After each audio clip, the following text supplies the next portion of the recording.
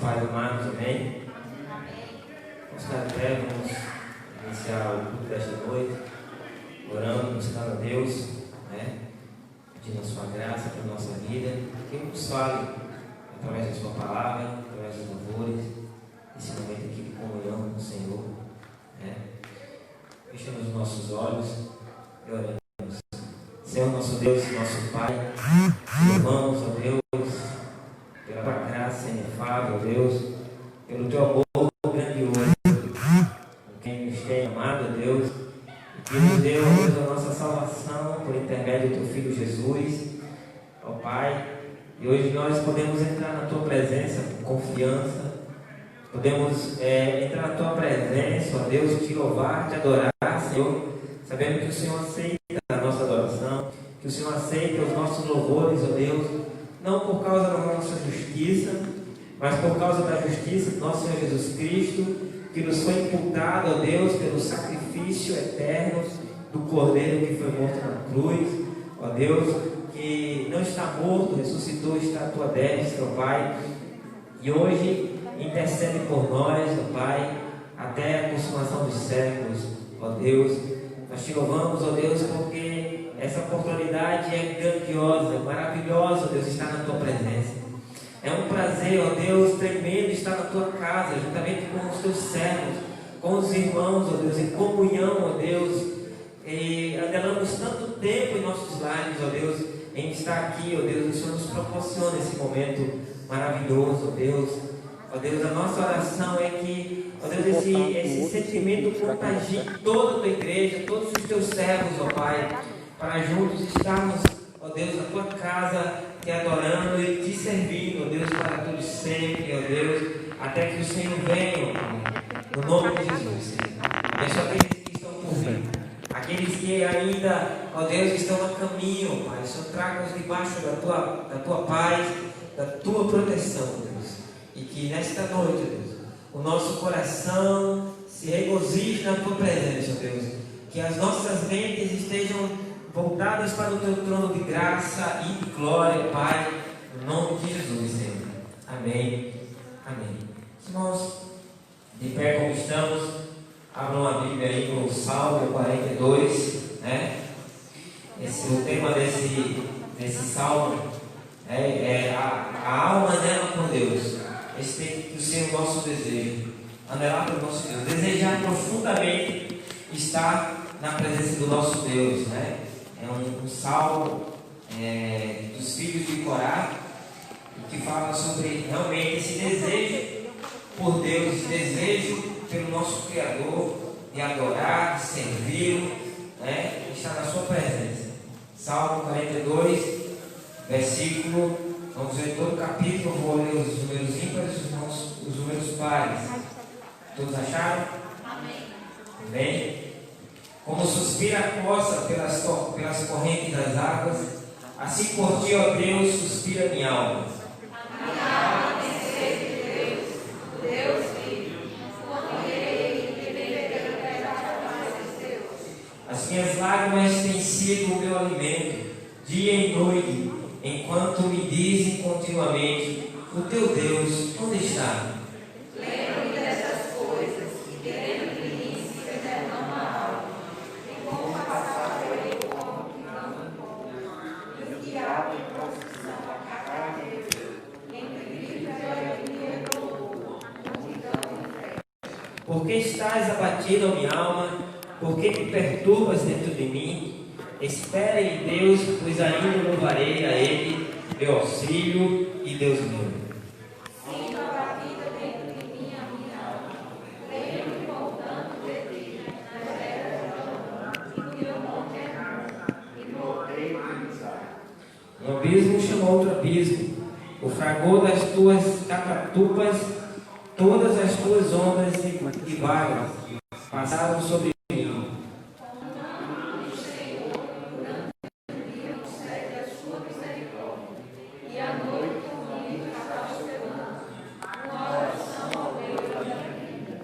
Digo a Deus, minha rocha, porque te ouvidastes de mim, porque hei de andar eu aumentando sobre a opressão dos meus inimigos.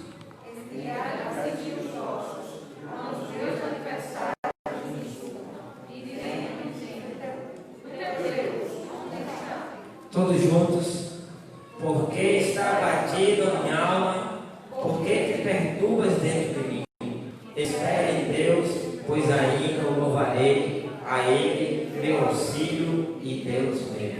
Amém. Que os irmãos possam sentar. Vamos continuar esse momento aqui, o louvor da oração, convidar o Ministério do Louvor.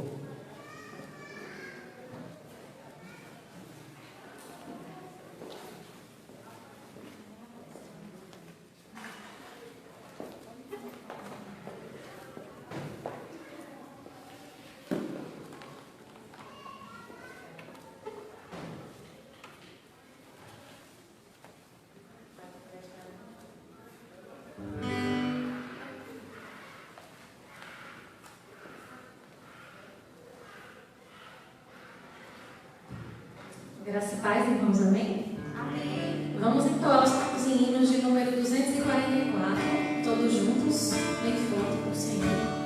1000 vezes, 1000 louvores. Gratidão, Senhor, por estarmos em sua casa, louvando e engrandecendo o seu nome.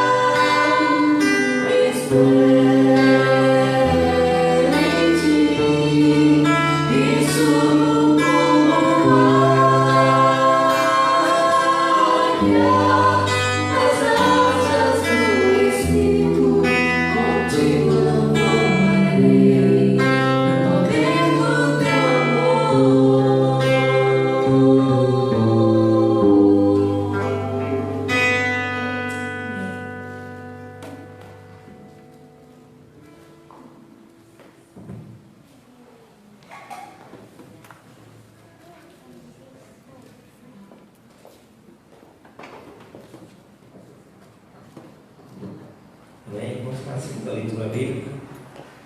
Vamos dar os irmãos a ficarem de pé mais uma vez.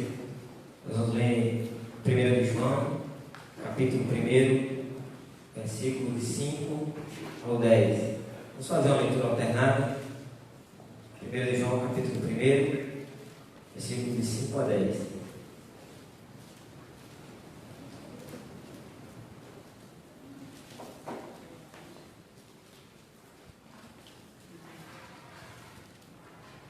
João, capítulo 1, versículo 5 a 10. Leiam. Ora, a mensagem que da parte dele temos ouvido e vos anunciamos é esta: que Deus é luz e não há nele trevas nenhuma. Se dissermos que mantemos comunhão com ele e andamos nas trevas, mentimos e não praticamos a verdade. Se, porém, andarmos na luz, como ele está na luz, mantemos comunhão uns com os outros, e o sangue de Jesus, seu Filho, nos purifica de todo pecado. Se dissermos que não temos pecado nenhum, a nós mesmos nos enganamos, e a verdade não está em nós. Se confessarmos os nossos pecados, ele é fiel e justo para nos perdoar os pecados e nos purificar de toda injustiça. Se dissermos que não temos cometido pecado, fazemos mentiroso, e a sua palavra não está em nós. Amém, meus irmãos. Oremos, momento de contrição, esse momento em que nós refletimos a nossa própria existência, que somos. Somos pecadores. Somos pecadores libertos pelo sangue do Cordeiro. Nós somos pecadores santificados por Deus, né? Justificados pela sua obra maravilhosa. Então, esse momento de reflexão, momento em que nós oramos e confessamos nossos pecados diante de Deus, o mais santo, né, que possamos ser, por causa do nosso Senhor Jesus Cristo, ainda estamos numa vida em que cometemos pecado. Então é o momento de nós confessarmos os nossos pecados e pedirmos a misericórdia de Deus para a nossa vida. Então oramos. Senhor nosso Deus, nosso Pai, nós estamos aqui neste momento, Deus, e reconhecemos, ó Deus, a nossa fragilidade humana. Reconhecemos, ó Deus, o quão pequeno nós somos diante do Deus tão grandioso, do Senhor do universo, daquele que criou todas as coisas, que é santo, santo, santo, 3 vezes santo, no Pai. E nós sabemos que nós, ó Deus, nascemos em pecado, e em pecado nos concebeu a nossa mãe, ó Deus. Nascemos em rebelião, ó Deus, contra o Senhor. Mas te louvamos porque, ó Deus, o Senhor propiciou, Deus, através de Jesus Cristo, nosso Senhor, na cruz do Calvário, Deus, a reconciliação, Deus. Nós que não éramos povo teu, agora somos mediante, ó Deus, o sacrifício de Jesus Cristo na cruz do Calvário, Deus. Nós que não éramos povo teu, nós que, ó Deus, estávamos desgarrados, ó Deus, e agora nós somos parte deste povo, chamados, ó Deus, para te adorar, Senhor, em santidade, ó Deus. O Senhor que nos purificou de todo pecado, Deus, e nos redimiu, ó Deus, da maldição eterna, do castigo eterno, ó Deus, e agora nós podemos entrar na tua presença e ter livre acesso, ó Deus, por causa dessa graça maravilhosa, ó Deus, através do nosso Senhor Jesus Cristo, Deus. Nós estamos aqui, ó Deus, queremos confessar, Deus, que somos pecadores, indignos da tua presença. Somos indignos de estar, ó Deus, neste momento aqui, nesse tempo.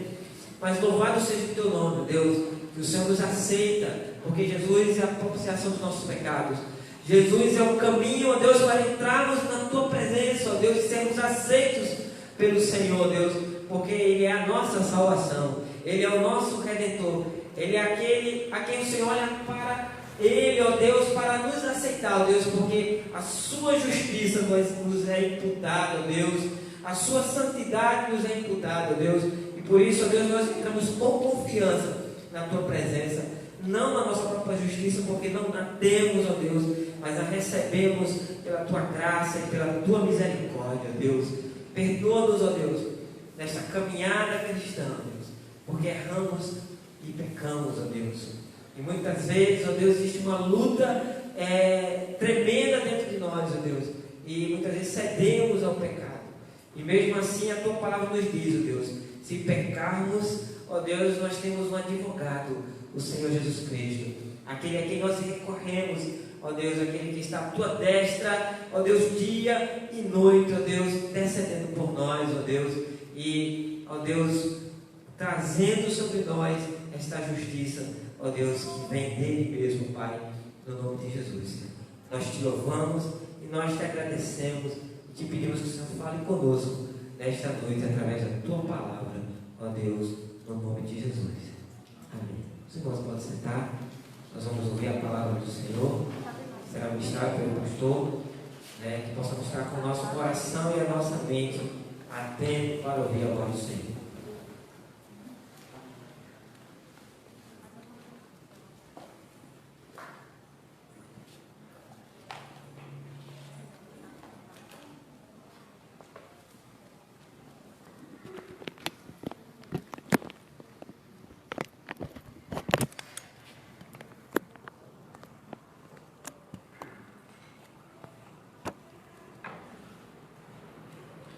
Queremos saudar os irmãos com a graça e a paz do Senhor. Amém. Estamos gratos a Deus por este dia do Senhor, em que podemos nos reunir com um grupo maior de irmãos, e pouco a pouco nós vamos retomando as nossas atividades, a normalidade, né? E entre essas coisas que fazem parte da nossa rotina, e uma das mais importantes é exatamente o culto, o santo culto que prestamos a Deus, e estamos gratos a Deus por podermos retornar. E é sobre o culto que eu quero compartilhar com os irmãos nessa noite, e eu já quero convidar os irmãos para que abram as suas Bíblias no livro de Eclesiastes, o capítulo 5. Até o início dessa pandemia, nós estávamos estudando esse livro. Fomos até o capítulo 4. E hoje eu queria estar meditando com os irmãos no capítulo 5, versículos 1 ao 7. E o tema é o culto. Queira Deus nos edificar e nos abençoar com a meditação nesse texto. Amém? Amém. Todos acharam? Eclesiastes, capítulo 5. Vamos até o versículo 7. Diz assim: guarda o pé quando entrares na casa de Deus. Chegar-se para ouvir é melhor do que oferecer sacrifícios de tolos, pois não sabem que fazem mal. Não te precipites com a tua boca, nem o teu coração se apresse a pronunciar palavra alguma diante de Deus, porque Deus está nos céus e tu na terra. Portanto, sejam poucas as tuas palavras, porque dos muitos trabalhos vêm os sonhos, e do muito falar, palavras nécias. Quando a Deus fizeres algum voto, não tardes em cumpri-lo, porque não se agrada de tolos. Cumpre o voto que fazes. Melhor é que não votes do que votes e não cumpras. Não consintas que a tua boca te faça culpado, nem digas diante do mensageiro de Deus que foi inadvertência. Por que razão se iraria Deus por causa da tua palavra, a ponto de destruir as obras das tuas mãos? Porque como na multidão dos sonhos há vaidade, assim também nas muitas palavras. Tu, porém, teme a Deus. Amém? Deus aplique a sua palavra em nossos corações. E eu convido os irmãos para uma palavra de oração. Senhor, nosso Deus, nosso Pai eterno, nós te bendizemos, nós te damos graças por sermos um povo chamado para servir, um povo chamado para cultuar, para adorar, assim como o povo que tu tiraste do cativeiro do Egito, do domínio de Faraó, para que este povo servisse ao Senhor. Assim também o Senhor nos tirou do cativeiro do pecado, da morte, e nos trouxe para o teu reino, para servirmos e para adorarmos ao Senhor. E queremos pedir que nessa noite o Senhor nos abençoe esta exposição da tua palavra, e que o Senhor nos leve ao crescimento espiritual, à edificação, ao crescimento, ó Deus, na fé. Abençoa os teus filhos, os que estão aqui presentes, os que nos acompanham em seus lares, que a tua palavra abençoe a todos. Nós suplicamos assim, oramos em nome de Jesus. Amém.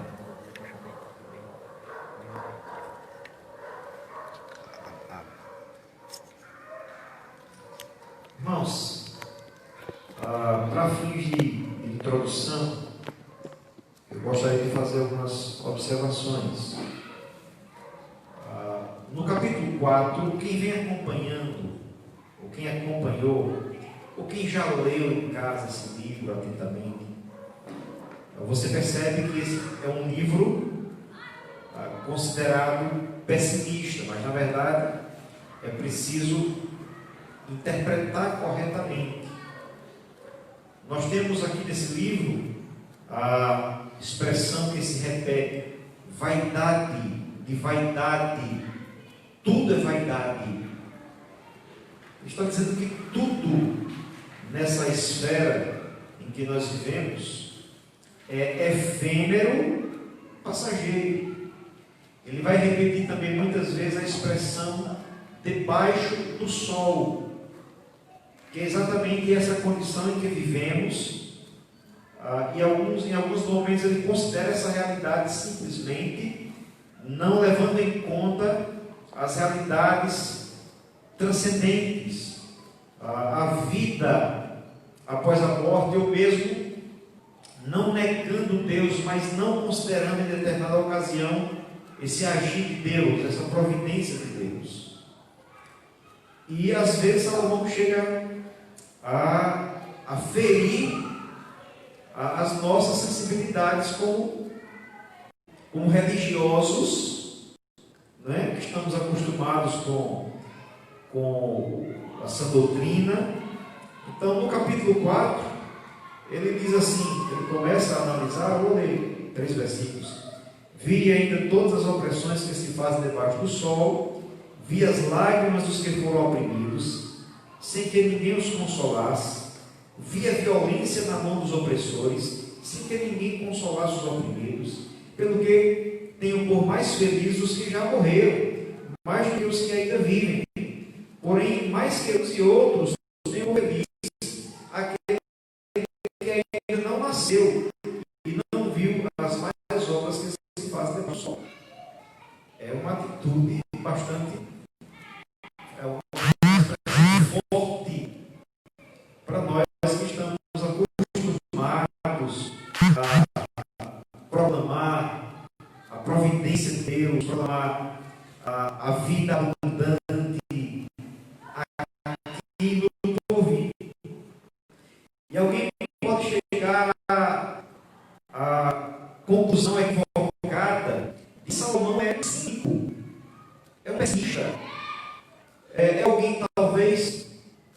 frustrado, alguém amargo e alguém pouco afeito à vida religiosa.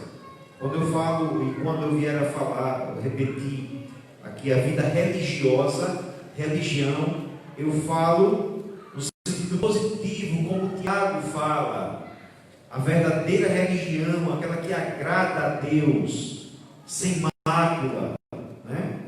Então, o capítulo 5 mostra exatamente o contrário.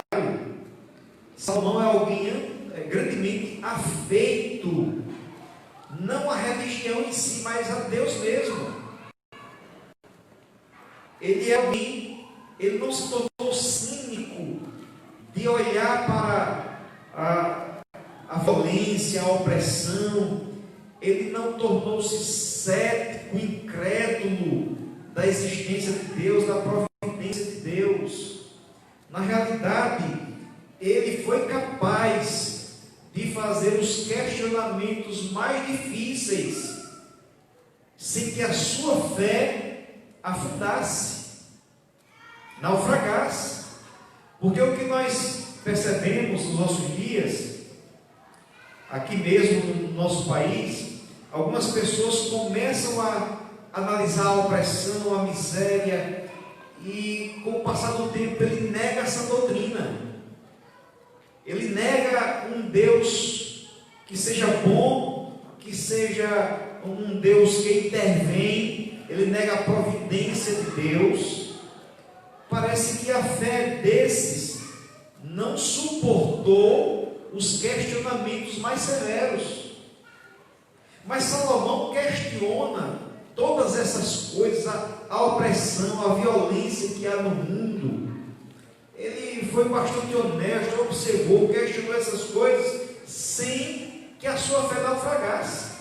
De modo que a primeira coisa que nós encontramos quando chegamos no capítulo 5 é exatamente Salomão orientando o povo a guardar o pé quando vai à casa de Deus para cultuar a Deus.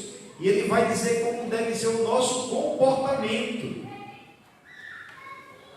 Isso é muito belo em Salomão, principalmente quando nós percebemos quadros bem diferentes. As pessoas começam a olhar para o mal.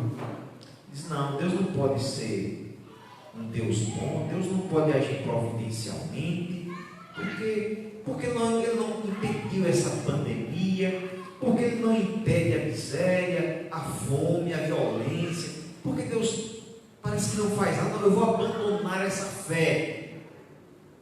É isso que nós vemos muitas vezes. Mas outro fator importante é que Salomão não se decepcionou com a igreja. Ele não abandonou a igreja por causa dos defeitos dos crentes. Ele reconheceu os defeitos dos crentes e trabalhou no sentido de corrigi-los. E ele disse que muito das atitudes dos crentes, logicamente eu estou usando aqui uma palavra comum aos nossos dias, mas estamos aqui no Velho Testamento, e Salomão olha para essas coisas, essas posturas dos crentes, e ele diz que essas posturas são posturas de tolos. Mas nem por isso ele abandona a igreja e cria um novo grupo, dizendo: só esse aqui é puro. Toda a igreja está contaminada. Nenhum pregador presta, nenhuma igreja presta, somente o meu caminho. E eles criam uma nova igreja, eles criam uma nova denominação. E eles se tornam ácidos e excessivamente críticos com a igreja está corrompida, a igreja é isso, a igreja é aquilo. Mas Salomão não faz nada disso. Salomão denuncia as tolices que fazem parte do povo de Deus. O povo de Deus tem lá as suas tolices que precisam ser denunciadas, que precisam ser corrigidas. Mas eu não vou jogar fora a igreja, eu não vou desprezar a igreja, porque tem suas pessoas que agem de modo tolo. Eu não vou imaginar que eu posso criar um grupo, que eu posso modificar a mensagem do Evangelho, que eu posso criar uma mensagem mais fácil de ser vivida, que o ímpio, que o pecador possa também praticar tudo tranquilo, e que tudo que exija um pouco mais é religiosidade, é farisaísmo. Portanto, tem que ser, não. Salomão parecia que era mais maduro do que muitos pregadores e pastores dos nossos dias. Alguns dos nossos dias, de fato,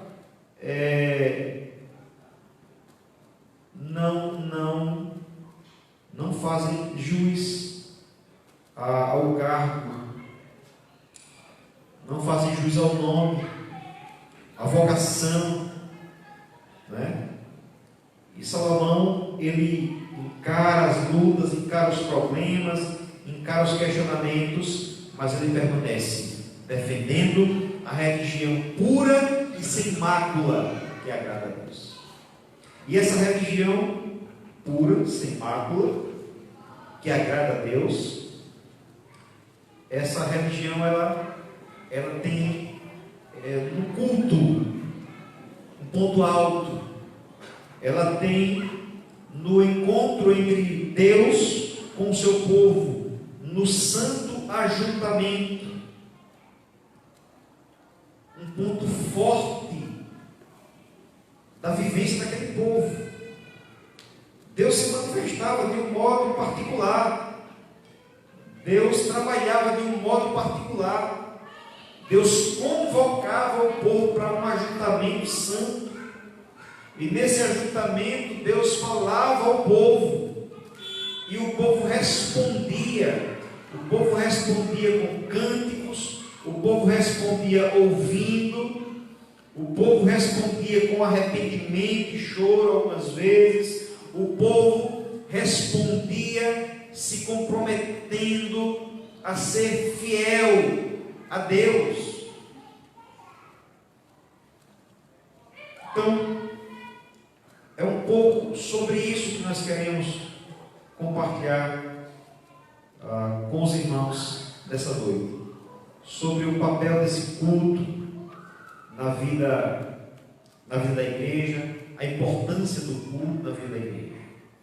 E, irmãos, isso é importante, muito importante em nossos dias, porque muitos dos cultos que são realizados em nossos dias, à luz das Escrituras, na verdade, eles não são mais cultos, pelo menos não são mais cultos a Deus.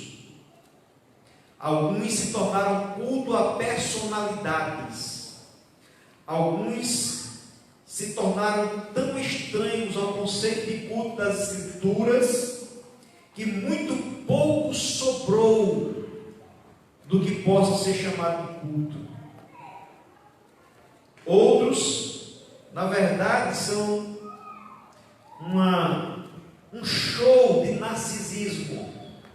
São personalidades, são pessoas que aparecem. Se porventura Deus quiser aparecer, estou falando aqui usando expressões humanas e falhas, mas se Deus quiser aparecer, não, tem espaço, eu já estou aparecendo, em nome de Deus. Mas o que na verdade acontece é um show, é culto à personalidade, é vanglória, é glória humana. E esses cultos não podem ser aceitáveis diante de Deus, que disse como deve ser o culto. Sendo esses cultos, ou havendo esses cultos sendo corrompidos, os que participam desse culto não podem receber a edificação prometida por Deus. Se o culto é corrompido, o povo vai se corromper. Se o que está sendo adorado não é Deus, vai haver corrupção. Não vai haver edificação, não vai haver santidade na vida, não vai haver piedade. O Evangelho ou será esquecido, amputado, ou então ele será misturado com tantas ideias humanas que fica difícil perceber onde ele está de fato. Então perceba, irmãos, que um culto distorcido, em vez de abençoar o povo, traz maldição para o povo. É o que Salomão diz quando, na parte do versículo, na parte final, diz que eles não sabem que fazem mal. Esse culto, em vez de trazer edificação, traz corrupção do caráter, traz distorções sobre a Bíblia, sobre a pessoa de Deus, sobre a pessoa do meu próximo. Esse culto, em vez de glorificar a Deus, ele desvia a adoração de Deus, concentra no homem, e portanto se torna uma maldição o que era para ser uma bênção. Para que o culto seja uma bênção em nossas vidas, ele deve seguir pelo menos 3 critérios que Salomão passa então a apresentar diante de nós. O primeiro critério, o primeiro princípio apresentado é que no culto nós devemos ter o ouvido atento. Vou repetir o versículo 1. Guarda o pé quando entrares na casa de Deus. Chegar-se para ouvir é melhor do que oferecer sacrifícios de tolos, pois não sabem que fazem mal. Então veja, quando entrares, não é se, você tem que participar do culto, o povo da aliança, o povo que tem comunhão com Deus, o povo que faz parte do pacto, é um povo que cultua, é um povo que adora. E parece haver mesmo uma preparação prévia. Deve estar nas nossas mentes de antemão, que quando nós vamos para a casa de Deus, nós devemos guardar o pé. Essa expressão significa ter cuidado, reverência. Moisés estava cuidando lá do rebanho, no deserto, quando viu uma sarça ardendo, mas não destruía, o fogo não destruía a sarça. Ele se aproximou e ouviu quando Deus lhe disse: não se aproxime, tire a sandália dos seus pés, porque o lugar em que você está é terra santa. Guarda o teu pé. E aí, a primeira coisa, o primeiro princípio que Salomão apresenta é que chegar-se para ouvir é melhor do que oferecer sacrifício de todos. Antes de mais nada, o culto serve para ouvir. E eu pergunto: ouvir a quem? Não é o pastor. Ouvir a quem? Ouvir a Deus, o objeto do culto, aquele que é o alvo do culto. A coisa que vem em primeiro lugar é exatamente ouvir. Guardar o pé significa, nesse sentido aqui, significa primeiramente estar atento. Eu vim à casa de Deus, eu vim cultuar com os meus irmãos. Se não fosse nesse templo, se fosse em outro local qualquer, aquela ali seria a casa de Deus. Mas a primeira coisa que deve estar clara em minha mente é que eu vou ali não para falar, eu vou ali não para assistir uma peça, um teatro, alguma coisa, eu vou ali para ouvir. Eu vou ali para ouvir o que Deus tem para me falar. Lá no templo, o sacerdote, entre outras coisas, ele expunha as Escrituras, ele explicava as Escrituras, e portanto não é diferente dos nossos dias. No Novo Testamento, Jesus também andou pelas sinagogas, pregando, falando. E nos nossos dias, o Novo Testamento não é diferente. Nós nos reunimos para cultuar, para adorar, mas a coisa que vem antes de todas, a questão primordial é: venha para ouvir o que Deus tem para me dizer. Se não tivermos essa consciência, irmãos, o culto se torna um sacrifício de todos. Se ficarmos desatentos no culto, se a nossa mente ficar vagueando, se a nossa mente ficar dispersa, ou se mesmo ficarmos em nosso celular, o que estamos fazendo não é cultuar a Deus, mas oferecendo um sacrifício de todos. E pior, a Bíblia diz assim: pois não sabem que fazem mal. Isso quer dizer que não é neutro, essa postura não é neutra. Chegar na igreja desatento, chegar na igreja pensando no que tem para fazer amanhã, chegar no culto, sentar no banco e ficar planejando o que vai fazer quando o culto acabar, é um sacrifício de tolo. E isso é mal. Você vem para o culto, mas volta pior do que quando chegou. Você sai da igreja pior do que quando chegou. Melhor teria sido não participar. Sacrifício de tolo. Tanto a postura, essa postura desatenta é o primeiro elemento que desvia a igreja. Então, como a nossa geração é viciada em imagens, alguns pastores, algumas lideranças, algumas igrejas decidiram que nós temos que investir em imagens para prender a atenção do povo. E aí vem tudo. Tem que ter show, tem que ter apresentação, tem que ter coral, coreografia e tanta coisa, porque o povo tem que estar animado. Eu lembro, eu nunca esqueci de uma vez, uma senhora de uma igreja que eu pastoreava, ela disse que foi abordada por uma pessoa de outra igreja que convidou essa irmã para uma programação na sua igreja. A irmã da nossa igreja ficou meio sem muito interesse. Ela disse: vamos, vai ser bom, não vai ter pregação, viu? Essa era a chama, esse era o atrativo, não vai ter pregação. Não se preocupe, você não vai ter o que ouvir, você vai ter muita coisa para ver. Mas o método de Deus é diferente. O método de Deus é edificar a igreja através da palavra.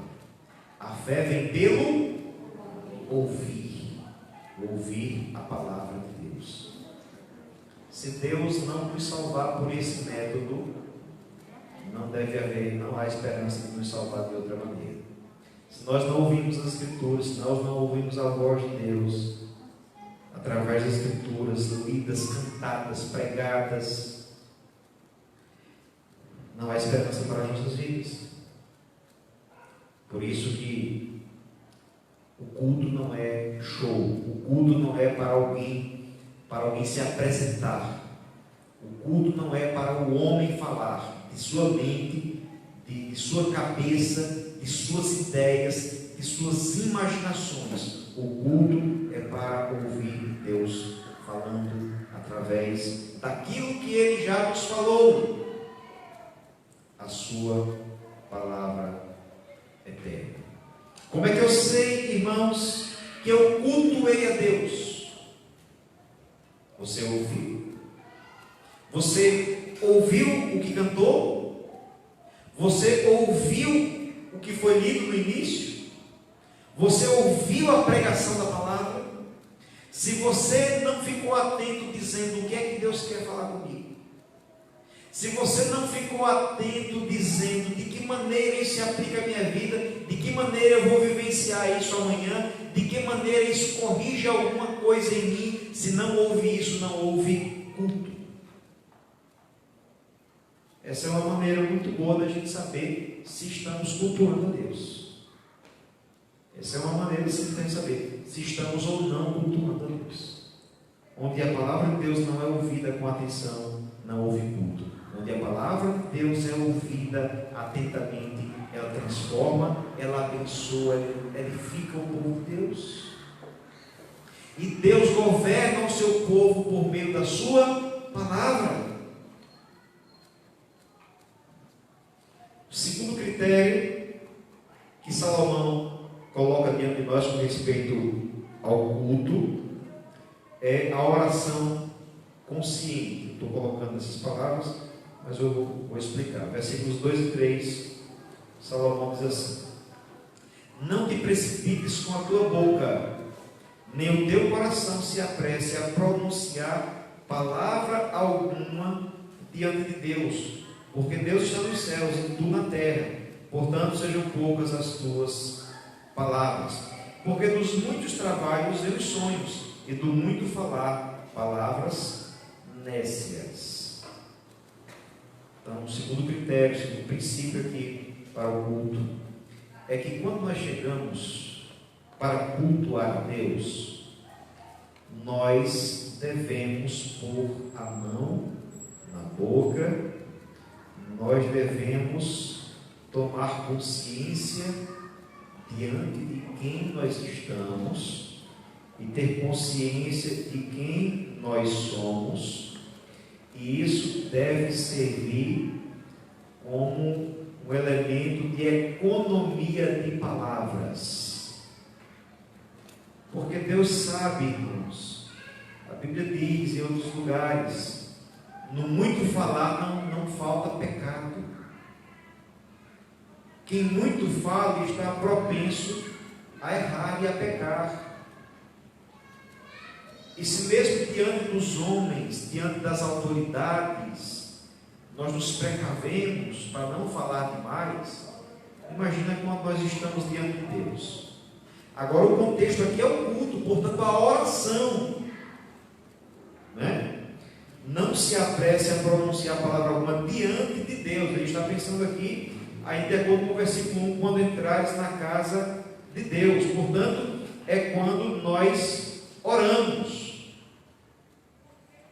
Então ele disse que nós devemos ter uma postura de reverência, nós devemos conter a nossa atitude, uma atitude semelhante à dos pagãos. Em Mateus 6, versículos 7 e 8, Jesus fala sobre isso. Ele diz que quando nós orarmos, nós não devemos ficar repetindo palavras, como os gentios que pensam que pelo muito falar serão ouvidos. Os profetas de Baal ficavam falando, se cortando, falando coisas sem nexo, porque eles não tinham a consciência diante de quem estava melhor. No caso dos profetas de Baal, Baal não é Deus, Baal não é nada, não passa de uma crença perversa, distorcida. Mas no caso dos crentes, no caso dos discípulos de Cristo, eles não devem ficar repetindo palavras como se isso pudesse manipular Deus, como se isso pudesse mover Deus a alguma coisa. Em vez disso, nós devemos pensar cada palavra que nós dizemos. O texto não está dizendo que a gente não deve orar muito. Normalmente Jesus orou a noite toda. Paulo diz que nós devemos orar sem cessar. Essa não é a questão. A questão é quando nós falamos sem a devida consciência do que estamos dizendo. E aí ele dá a razão, né? Porque Deus está nos céus e tu na terra, portanto sejam poucas as tuas palavras. A razão é porque Deus é sublime, conforme Isaías 55, 8 e 9. Os caminhos de Deus são mais elevados do que os nossos caminhos. Os pensamentos de Deus são muito mais elevados do que os nossos pensamentos. Portanto, em vez de chegar diante de Deus e falar sobre Ele, explicar para Ele como as coisas devem ser, ou quem sabe, considerando que o contexto, dizer o que é que Deus deve fazer para resolver o problema da opressão e da injustiça do mundo. Então, Salomão nos diz aqui que se queremos cultuar a Deus verdadeiramente, nós devemos ter uma atitude muito mais de contemplação, nós devemos ter uma atitude muito mais de reconhecimento da grandeza de Deus, da majestade de Deus, de modo que quando nós orarmos, as nossas palavras revelam exatamente uma adoração bíblica, expressem petições justas, e a gente não fique repetindo coisas que a gente aprendeu e que a gente decorou e que não faz sentido algum. Há muitas das nossas orações, irmãos, que não dizem nada. Há muito de orações que você fala, e eu me imagino assim, Deus dizendo assim: vamos lá, meu filho, diga o que você quer. A pessoa fala, mas não diz nada.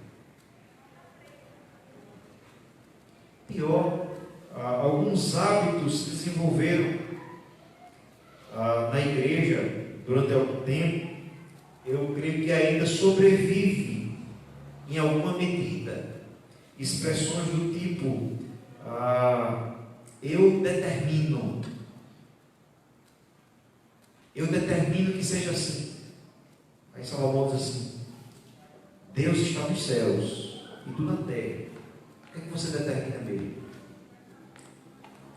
Eu exijo, eu reivindico. Parece que Salomão está olhando aqui sim, lembrando, quando tiver alguém reivindicando alguma coisa, exigindo alguma coisa dentro de Deus, determinando, lembre essa pessoa quem Deus é e quem essa pessoa é.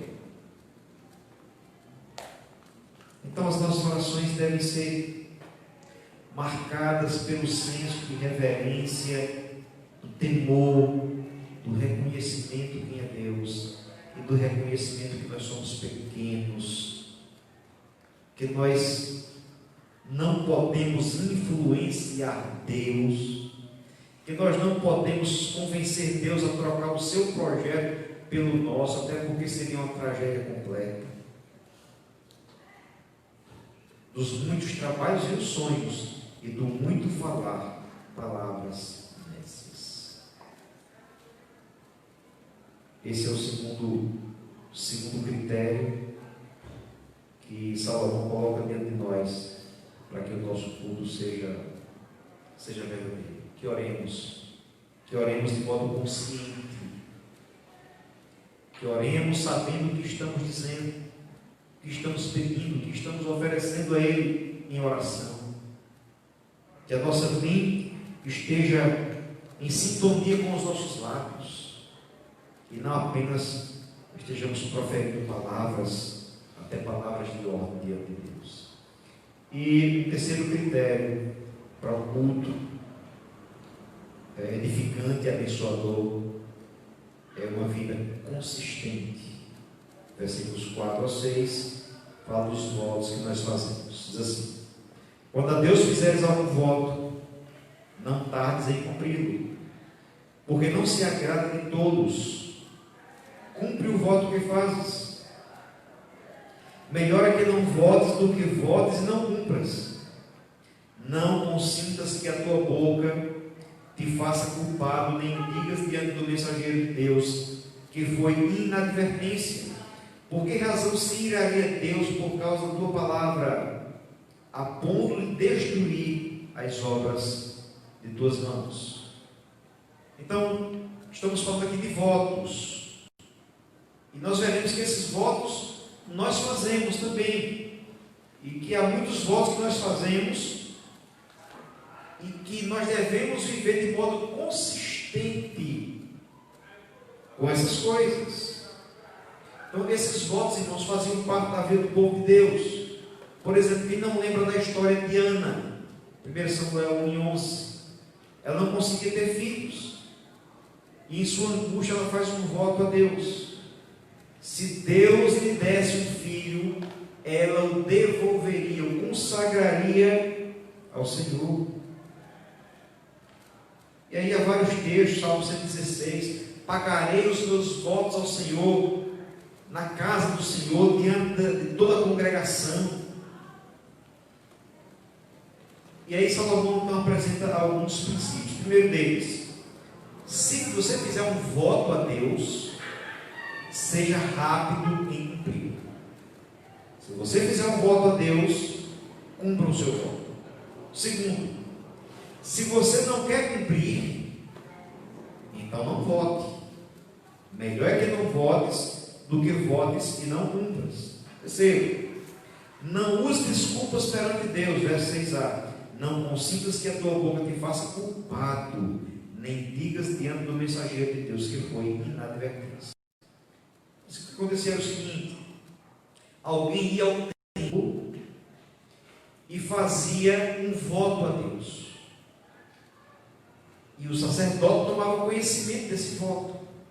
Então alguém, por exemplo, dizia, nós sabemos que lá no templo havia os sacrifícios de animais, e alguém, por exemplo, poderia oferecer um novilho, só uma ilustração, e ele vai e pede a bênção a Deus e faz o voto. Posteriormente, como o sacerdote percebe que o indivíduo não cumpriu a sua promessa, ele manda lá um mensageiro, um representante do templo. E quando ele chega lá, depois que recebeu a bênção, esse homem diz: não, eu fiz um voto precipitado. Eu fiz um voto precipitado, portanto não tem ouvido nenhum aqui para o Senhor. E aí vem o outro princípio: não se torne passível da disciplina de Deus. Ele diz assim: por que razão se iraria Deus por causa da tua palavra, a ponto de destruir as obras das tuas mãos? O que ele está dizendo é o seguinte: você contou com a bênção de Deus para te fazer próspero, saudável e tudo mais. Você não imagina que, se Deus quiser, Deus desfaz tudo isso.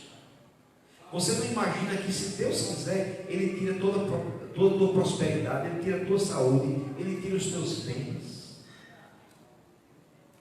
Você não precisaria ter feito um voto, mas se você fez um voto a Deus, não faça como Ananias e Safira. Agora veja só, irmãos, pensemos aqui no Novo Testamento, pensemos em nós, na igreja do Novo Testamento. Quando apresentamos uma criança ao Senhor, nós convidamos os pais, e esses pais fazem votos. Nós fazemos votos de cuidar dos filhos nos caminhos do Senhor privado. Quando nós celebramos um casamento, os noivos fazem votos. Eu vou viver com você até que a morte nos separe. Quando você é ordenado pastor, um oficial, você faz votos. O pastor faz um bocado de pergunta e você diz sim para elas. Quando você é batizado, quando você é aceito como um membro da igreja, você faz um bocado de votos. Mas, irmãos, quando nós cantamos, nós também fazemos um monte de votos. Tem um hino que eu gosto muito, e nós fazemos muitos votos, até porque ele tem, eu acho, umas 5 estrofes ou mais. Ele diz: tudo entregarei, sim, por ti, Jesus bendito, tudo deixarei. Isso é um voto solene. Ou então nós fazemos votos, nós dizemos quebrantados diante de Deus: Senhor, eu não vou mais cometer esse pecado, não quero mais cometer esse pecado. Você comete. De modo que Salomão diz que esse é um comportamento de tolo, é um comportamento de quem não reconhece a soberania, a majestade, a grandeza de Deus. Não podemos mentir diante de Deus. Não podemos mentir. Ananias e Safira é o exemplo. Não podemos prestar um culto agradável a Deus mentindo para Ele.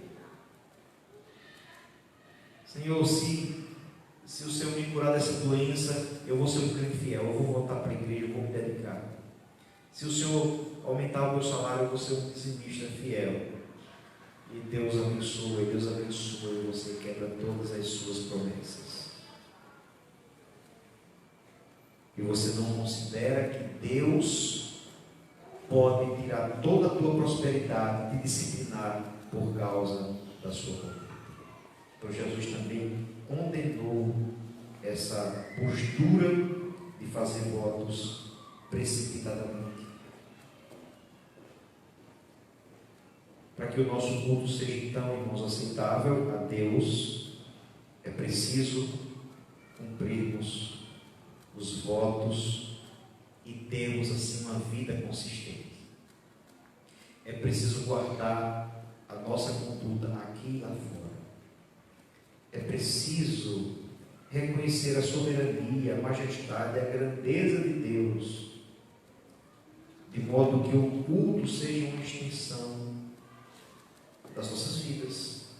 É preciso corrigir as nossas incongruências diante de Deus. Amém? Amém. Eu quero encerrar com algumas observações finais. Primeiramente, voltando para a primeira questão que nós tratamos aqui, a solução para as nossas perguntas que ficam sem respostas, como por exemplo o mal, a morte, os sofrimentos. A solução não é a descrença, o ceticismo, a irreligiosidade, mas é exatamente uma religião pura e verdadeira, sem mágoa, que glorifica a Deus. É exatamente indo ao templo. Interessante quando essa ideia de ir ao templo, né? Quando Asaf já em Cristo quase desviou, um dia ele foi até o santuário. E ali ele ouviu algo que transformou a sua conduta, a sua condição a partir daquele momento. Isaías um dia foi ao templo, a nação estava desgovernada. O rei Uzias havia morrido. E ali ele tem uma visão de Deus reinando no trono, governando a partir do seu trono. Portanto, quando nós vamos ao templo, vamos à casa de Deus, quando nós nos reunimos na condição de povo de Deus para adorá-lo, para cultuá-lo, nós não ficamos buscando respostas, mas adoramos a Deus por aquilo que Ele é. Nós adoramos a Deus por sua grandeza, reconhecendo que a fé envolve mistérios. A fé envolve coisas que nós só vamos conhecer na eternidade. Foi assim com Jó. Jó queria respostas para o seu sofrimento. Os amigos de Jó sugeriam que o problema dele era pecado, ele tinha algum pecado. Não era nada disso. O fato é que nosso Deus é um Deus misterioso. Ele é o que alguém chamou de um totalmente outro. E nós devemos sim confirmar a nossa fé, fortalecê-la e purificá-la. Outra coisa, não há nada mais importante para nós do que, irmãos, um senso do que podemos chamar de transcendência. O que é isso? Veja que o texto começa com: guarda o teu pé, esteja atento. E o texto termina dizendo: tu, porém, teme a Deus. E entre uma e outra expressão, nós temos a informação: tu estás na terra, Deus está nos céus. Isso significa o entendimento de que Deus é transcendente, é sublime, é elevado. Essa palavra temor a Deus, ela é um tanto difícil de ser compreendida. Não é um medo, mas de fato nenhuma das nossas traduções reflete o sentido original. Um autor chamado Eugene Peterson, ele diz que, se tem uma ilustração, alguma coisa que podemos comparar, é aquela sensação quando você vê uma criança que nasceu. Né? Você vai ao hospital, naquele momento o bebezinho nasceu, você fica com um senso de admiração, né? Nem importa muito se o bebê é bonitinho ou não. Normalmente quando nasce é todo inchado, né? Fica ali meio disforme, mas isso não importa, você tem ali um senso de transcendência. Que coisa bela, que coisa sublime. É mais ou menos algo só que muito mais intenso. Viver na consciência de um Deus que é santo, estar sempre admirado com Ele. E é por isso, irmãos, que o culto, ele é tão importante, porque ele manifesta algo dessa transcendência de Deus. Outra questão para refletirmos, você observa como o culto deve ser voltado para Deus. A palavra Deus aparece 6 vezes aí, mas revela também as distorções do culto. A palavra tolo aparece 3. Isso quer dizer que enquanto nós cultuamos a Deus, nós corremos muito risco de agirmos como tolos, não ouvindo, falando demais, não sendo consistentes nos votos que fazemos a Deus. Então, cultuar a Deus nos ajudará a vivermos com esse senso, buscando viver íntegro para a glória de Deus, por mais imperfeitos que sejamos. Eu vi certa vez de um pastor contando que alguém procurou e estava desviado e havia se tornado ateu e enveredado em muitos caminhos de pecado. E ele disse para o pastor: o meu problema não é filosófico, o meu ateísmo não é filosófico. O meu problema é porque eu atendo para aquelas pessoas que dizem que acreditam em Deus, mas essas pessoas vivem como se Deus não existisse. Então, de fato, irmãos, precisamos, pela graça de Deus, termos nossas vidas tocadas.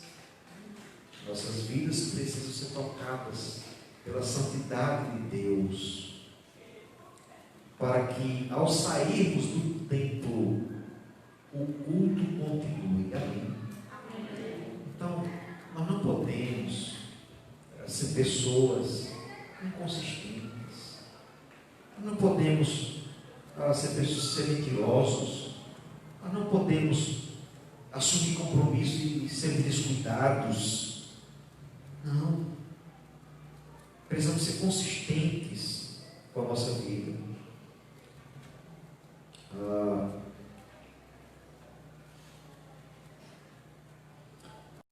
Há perdão para nós. Nós dissemos que há uma distância. Deus está nos céus, nós estamos na terra. Todavia, é bom lembrarmos que com a vinda de Cristo foi feita uma ponte entre Deus e nós. E nós temos um mediador que nos perdoa, inclusive pelos pecados que nós cometemos no mundo. Lembra quando Jesus fala sobre a oração? Quando orares, ora teu Pai que vem em secreto, né? Você não faça com a intenção de ser visto pelos homens. Quando você faz a coisa mais sublime, que é a oração, quando você pratica a oração, você é tentado a pecar. Você pecar orando. Você pecar enquanto cultua, enquanto vem para o culto. Graças a Deus que há perdão para nós. Há uma distância, continua.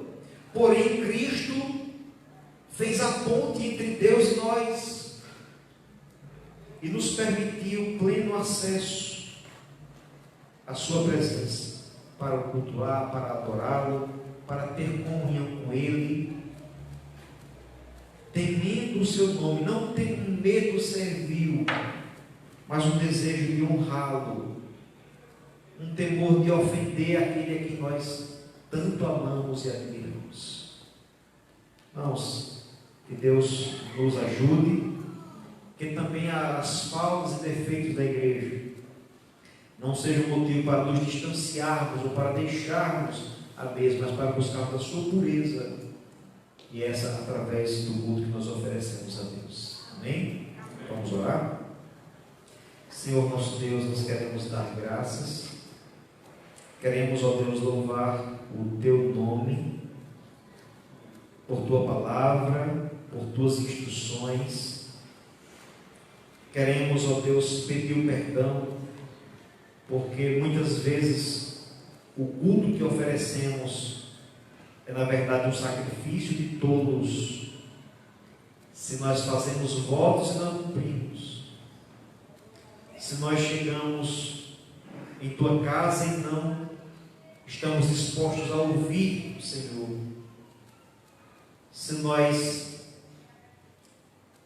multiplicamos palavras sem a consciência do Deus em cuja presença estamos, que nos perdoe os pecados, que nos auxilie a oferecermos um culto agradável ao Senhor, que fortaleças, que alimentes a Tua igreja, e que as nossas inconsistências, ó Deus, sejam removidas, que não sejamos tolos, mas sejamos verdadeiros adoradores do Senhor, que nossas vidas, que a maneira como nós lidamos com o nosso emprego, que a maneira como nós lidamos com os bens e como nos relacionamos com as pessoas, sejam a expressão do conhecimento do Deus a quem nós adoramos. Assim, ó Deus, sejamos fortalecidos e edificados em Tua palavra. Nós choramos agradecidos em nome de Jesus Cristo. Amém. Amém, meus irmãos, graças a Deus. O pessoal vai cantar ainda, não é? Então nós estamos assim, nos aproximando do fim desse culto. Lembrando que na próxima quarta nós estaremos aqui reunidos, Deus permitir, continuando nosso estudo na carta de Paulo aos Coríntios. Convidamos os irmãos para participarem. Estou contente em ver um número expressivo de irmãos, né, voltando, cultuando a Deus, nos alegrando uns com os outros. Muito bom rever alguns que há algum tempo não vimos, né? E esperamos, pela graça de Deus, breve estar revendo os demais e juntos servirmos ao Senhor. Amém? E no domingo temos a nossa escola bíblica às 9 horas e à noite também o culto. Então, assim que a gente vai conduzindo esse momento que a gente está passando. Que Deus te abençoe ricamente, meus irmãos. Amém? Então eu convido os irmãos para ficar de pé. Nós vamos orar e encerrando assim esse momento, dando assim a bênção apostólica. Senhor, muito obrigado por esses momentos e pedimos que assim o Senhor nos fortaleça, nos encoraje, anime para vivermos o Teu reino, a Tua palavra, a Tua vontade. Fortalece-nos na semana que começa para servirmos ao Senhor, para sermos obedientes, movidos por um santo temor ao Senhor. Que o Senhor nos livre do mal, nos livre das ingerências de Satanás e nos ajude a vivermos, ó Deus, o Teu reino para a glória do Teu nome. Oramos em nome de Jesus. E que a graça do Senhor Jesus, o amor de Deus, a comunhão e as consolações do Seu Santo Espírito sejam sobre todos, hoje e sempre. Amém. Deus abençoe a todos em nome de Jesus.